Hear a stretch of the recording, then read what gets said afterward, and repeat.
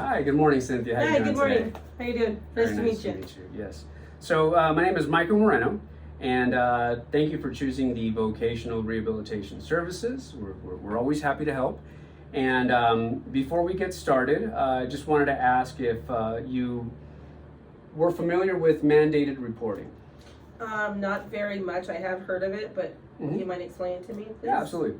So mandated reporting, if there is any mention of any self-harm, harm to others, especially the elderly, children, I legally have to report this to the authorities and to my supervisor. And this has nothing to do with you or with anyone in particular. This is just something that's a part of the job. A lot of professions have to do that. So do you understand what that means? Is that just within the job or bystanders or anybody walking by? This is only like within the work area? That's a very good question. So for me, because I am a legally mandated reporter because of my position, it's anywhere. It's anywhere. So that means if I leave here today and I go somewhere else and I overhear a conversation or neighbors or something like that, I have to report it. Yeah. So it's not just within the confines of your job. Because you are a mandated reporter at work, it follows you outside of your work area. Like you mentioned, even your neighbors are passing by, you hear something, Yep. You're obligated to report something? That's right. Okay, I didn't know That is that. absolutely right. And so you do understand, that if something like that does come up, that I do have to report it, correct?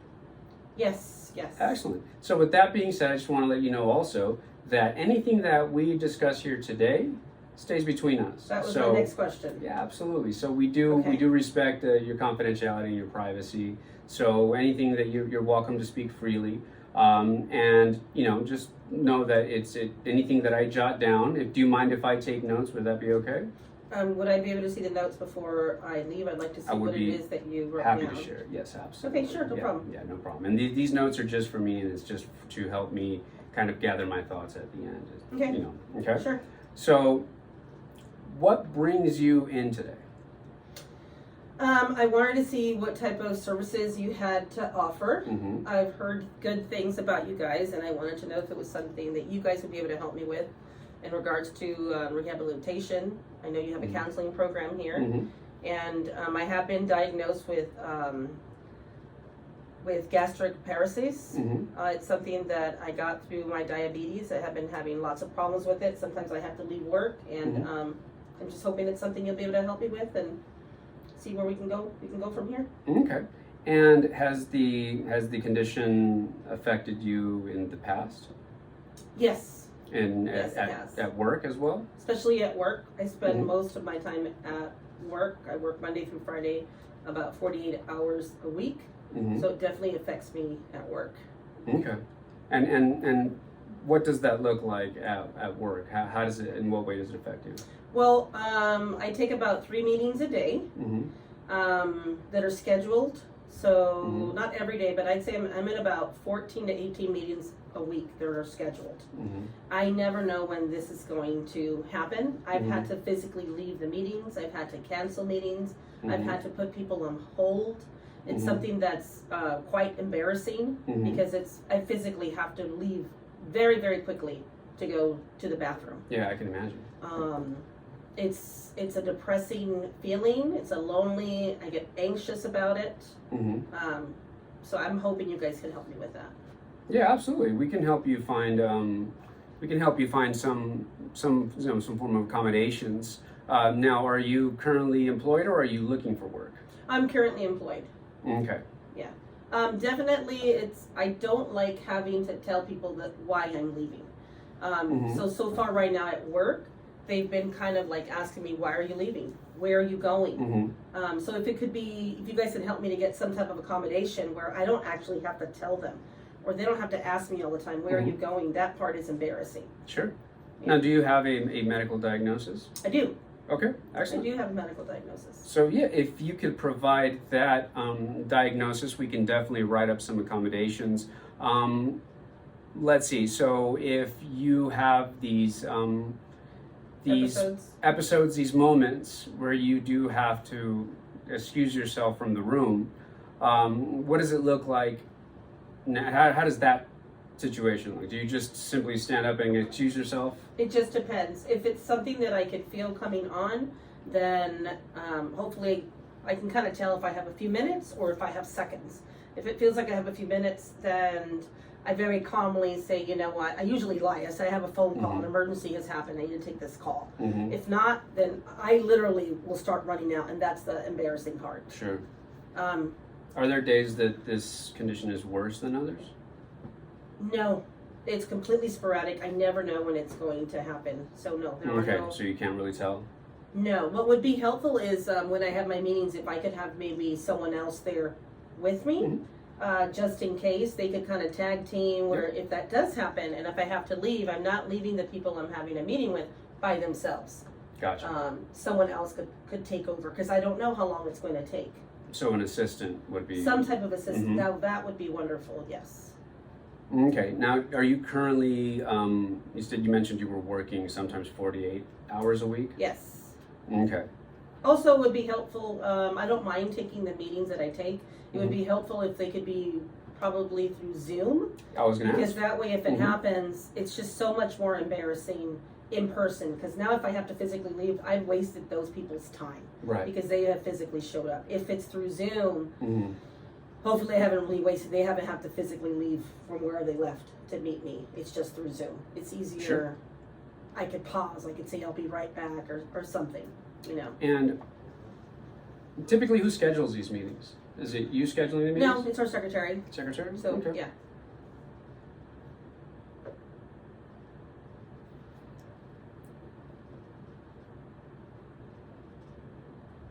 How often would you say these... Episodes. No, I would say, these episodes. How often would you say they happen? A minimum of one time per week. Max about 3 times per week. Thus far. And what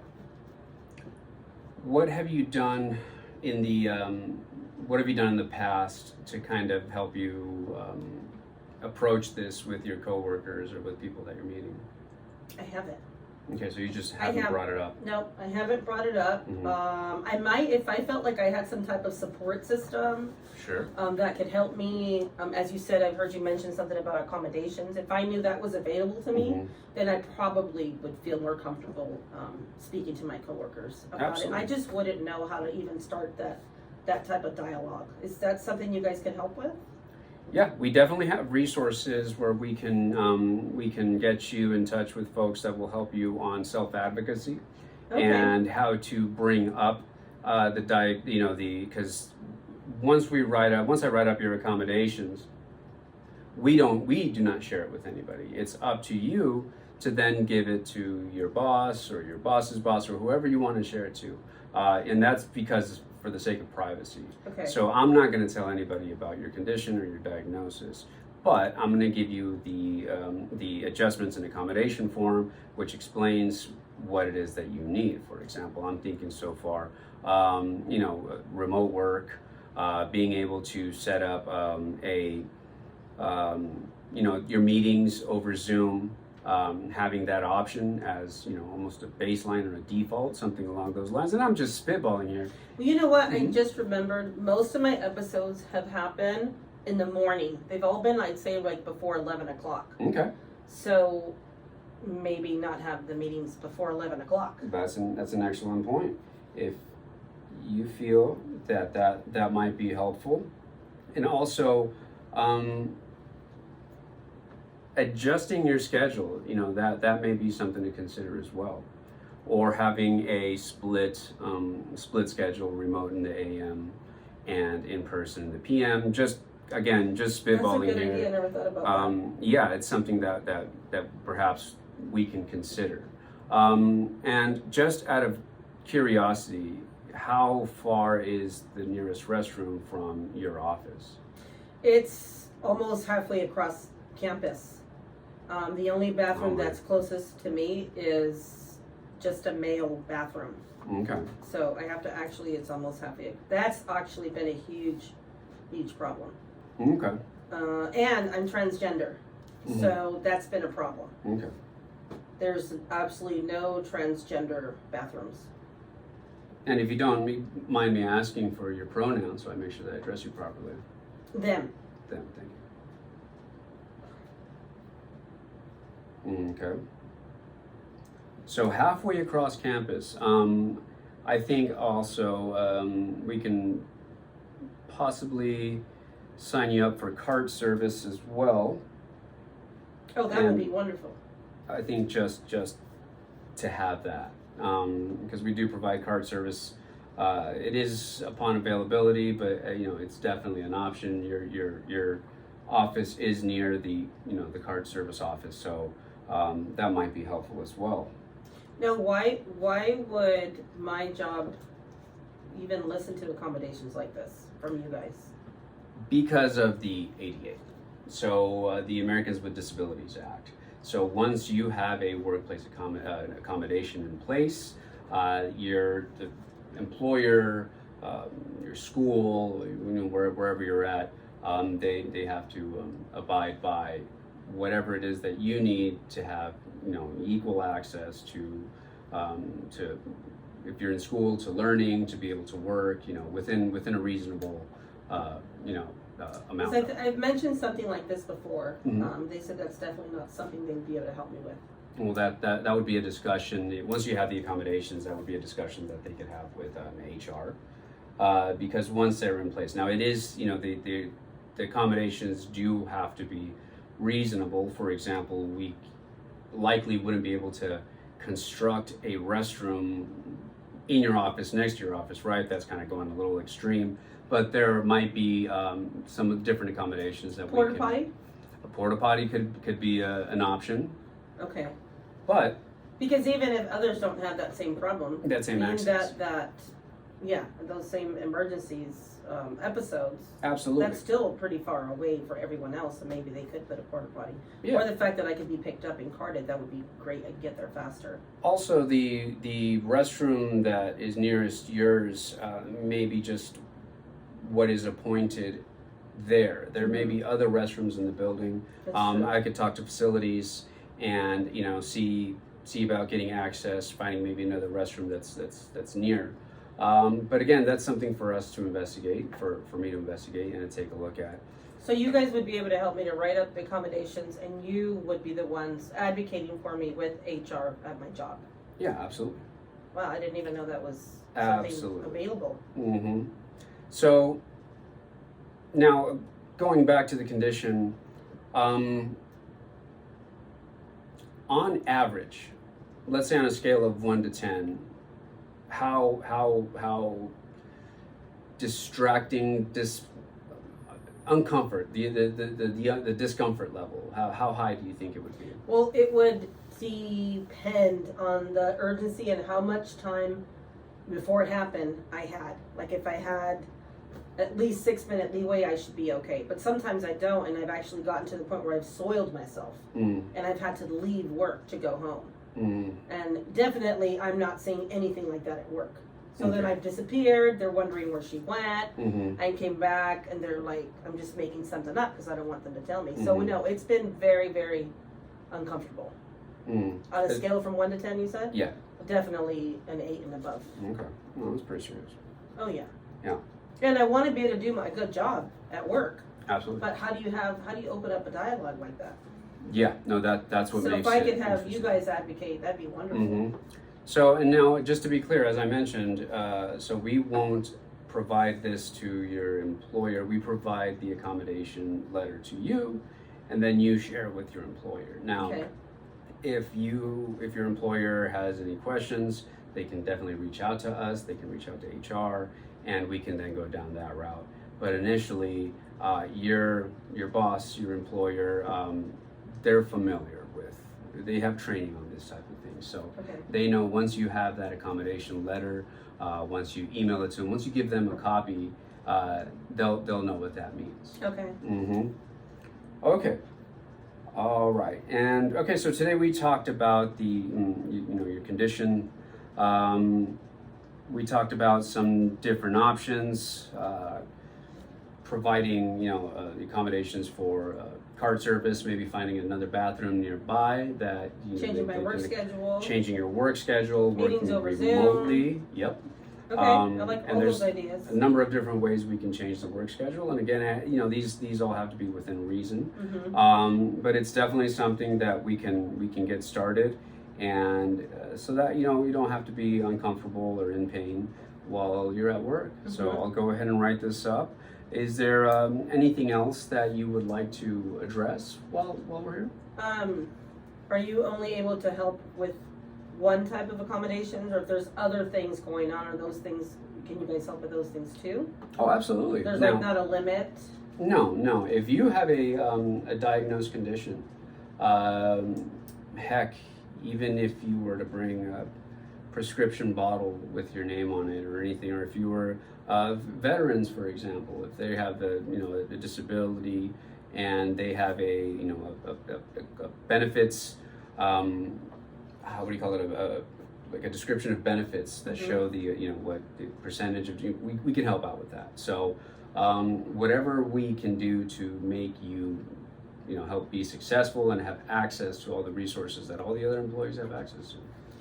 I don't know if all the other employees have access to this, but I have ADHD and I have a hard time following instructions that aren't written. So I think I would really benefit from having any instructions, if they had to be emailed or written, or when we have Zoom meetings, if they could be recorded.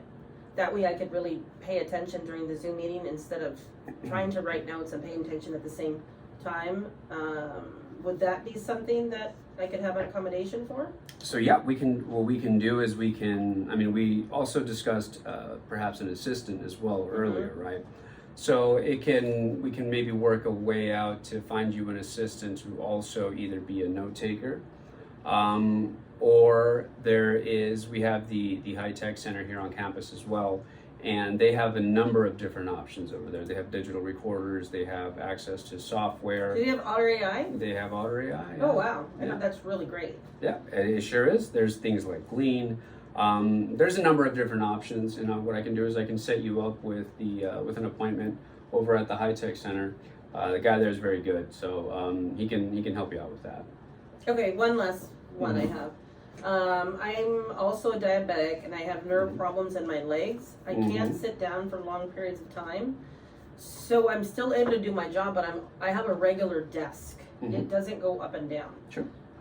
So now I stand up at a regular desk and now I have to hunch over to do my work because I can't have my legs bent that long. So would that be an accommodation where a desk that can go up and down could be provided? Yes. So we can definitely look into getting you a sit stand. And once again, there's a number of different forms that these sit stands come in. There are attachments. There are whole desks that go up and down.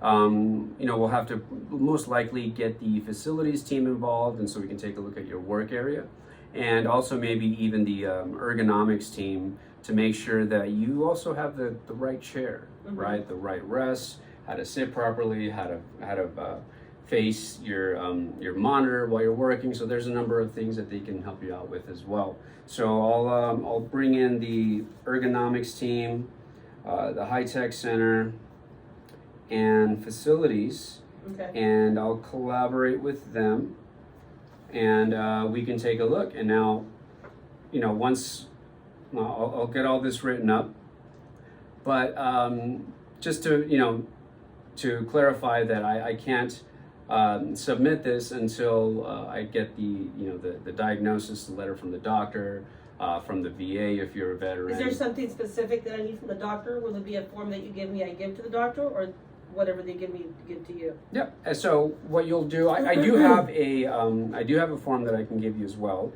just in case. But if you don't have like a printout or an email of your medical diagnosis, you can definitely ask. And when you do message or email or contact your doctor's office, let them know what it's for. That you're requesting accommodations at work, and you need some sort of proof that you have a diagnosis for the ADHD, for the GI issues, and for the what was the issue with your legs? I'm sorry. Oh, my nerves because of my diabetes. I can't have my legs bent for too long. I have to keep standing up. Gotcha. So for the nerve issues, and Yeah, you go ahead and send that over to me. You're welcome to scan it and send it over email So are we or gonna do a bring it in. follow-up? Oh, absolutely. So I Okay. plan on following up. If I don't hear back from you, I'll follow up with you sooner. Okay, But at the very least, you'll back from me. What is today? Tuesday. So by the end of the week, I'll send you an email if I haven't heard back from you, and then I'll follow up with you again on Monday. okay, And unless you send me that information beforehand, then I'll just go ahead and get started, and I'll write this up for you, and I'll provide you the accommodations. We'll sit back down, we'll review them, and then once we have the green light, then I'll go ahead and sign off on them, and then you can take it to your boss, to your Okay. employer, and let them know about your new accommodations. okay, that's great. Excellent. Any other Thank you questions so or very anything I much. can help you out with? No, that's it. You were Excellent. wonderful, thank you so much for all the information that you gave me. I had no idea there was so much help out there. If you Absolutely. hadn't told me, thank you very, And- very much, I really appreciate it. Not a problem. And don't forget that Wednesday, October 23rd is the wheelchair basketball event at the Cuyamaca College Gym Okay, from noon to 1. And then there's Okay. going to be Should I a bring my meet own and greet wheelchair? with pizza after. No, they'll have wheelchairs there for you. okay, I have a few at home, different colors, different speeds.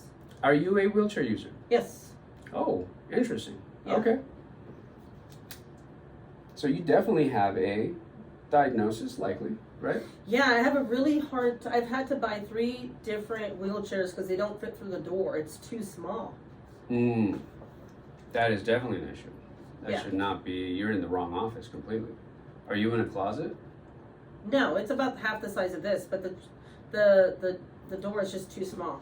So I'm on my 3rd wheelchair trying to get it smaller, but I can't make myself smaller. I barely fit in it. Our doors should be ADA compliant, so we'll come by there again with facilities, and we'll take some measurements. And then if you have the chair in question, so you're not bringing your chair to work because it doesn't fit through your office door.